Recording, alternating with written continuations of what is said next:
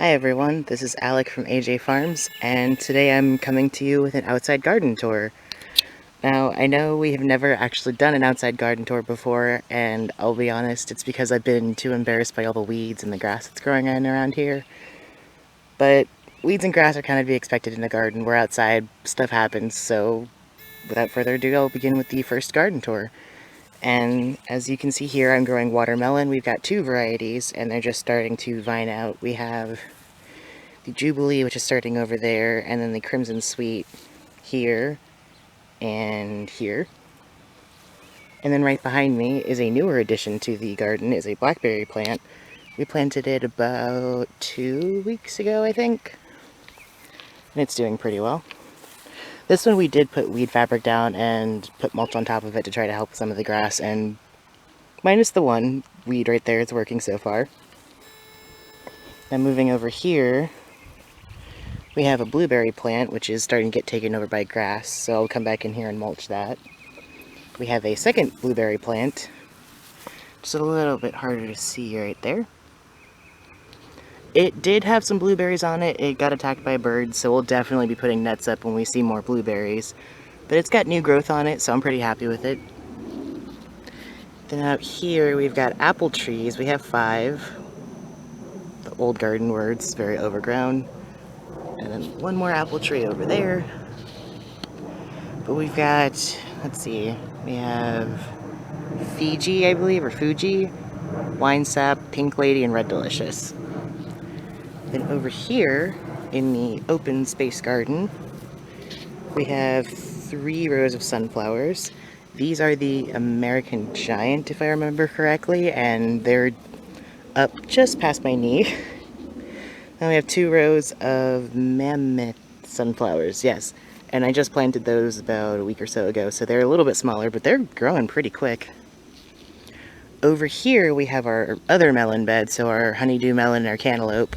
They are flowering like crazy. I haven't seen any female flowers, but I also haven't been checking too closely.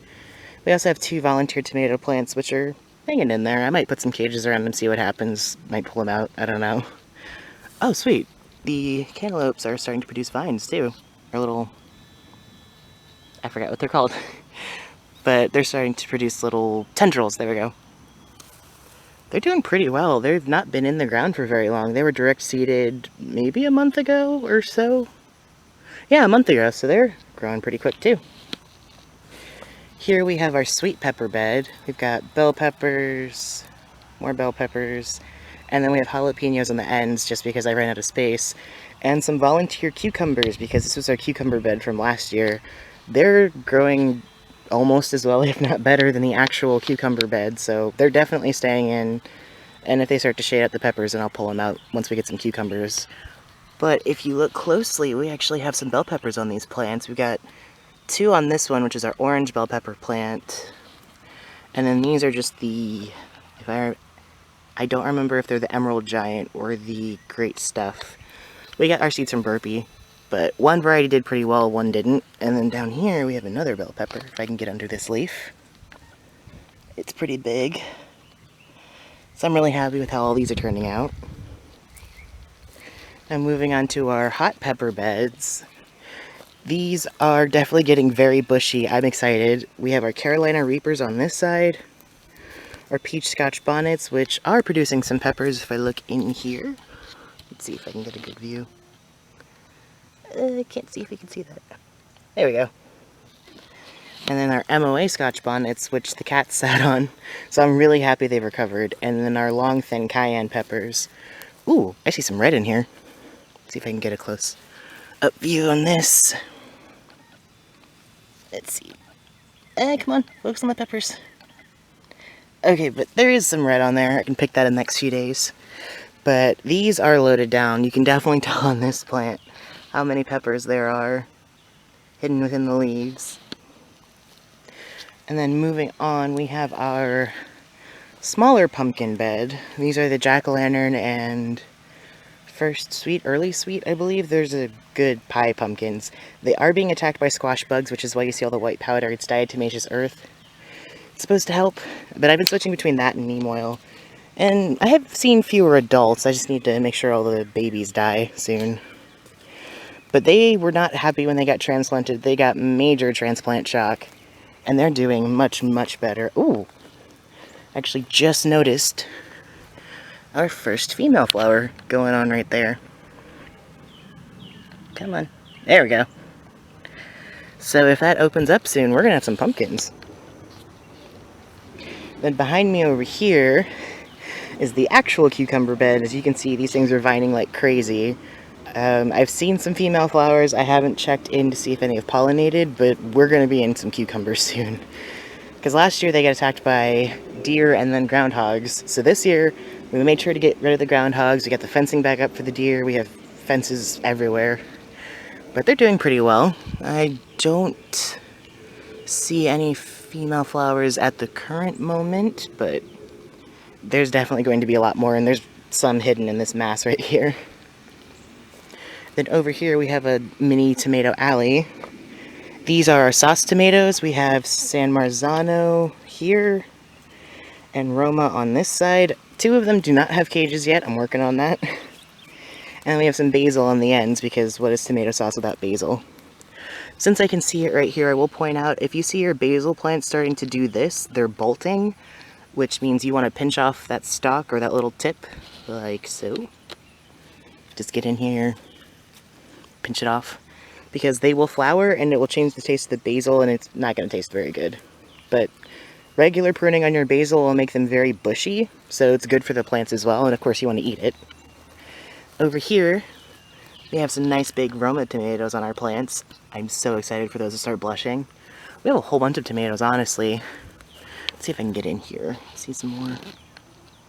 Kind of see it behind the leaf.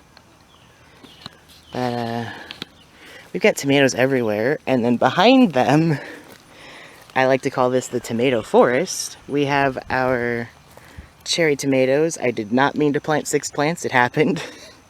So now we have 6 plants, and they're completely loaded down. You can see the tomatoes everywhere. There might actually be some ripe ones. Ooh, look at these right in here. There we go. Those are getting pretty big. And if I come around to this side, you do see some disease leaves. I'll be in here to get those off. I have a lot of work I need to get done. Ooh, I see a ripe one. Let's see if I can get in there. Right there. These are the sun gold cherry tomatoes, so they turn orange instead of red. They're much sweeter. I've been growing these mostly for my mom, though, so I'm not a huge tomato fan. I just like the sauce. Then over here are beefsteak tomatoes, and these are absolutely loaded down. They did get attacked by the groundhog. I lost 3 of the plants, so I bought 3 more, but I still have 3 of the original that started from seed. As you can see, we put fences up to keep the groundhog from getting into the bed. Sorry if I'm sounding like I'm out of breath. It's really hot and humid out today. But on the other side, you can see a tomato. And I don't know if I can get to the one in here. Oh, yep, I can see it. Way back in there. That is the first tomato that I saw, and it's huge. It definitely fits in the palm of my hand. My mom got one tomato from the store. It was 13 ounces. My goal is to grow one that's bigger than that. But more fencing. You can see we also have some basil down here. It wasn't getting shaded out when I planted it, but it still gets some afternoon sun, so it's doing okay. And then right here, and step around, is the Black Prince tomato. Makes a nice dark purple tomato, and it is taller than I am.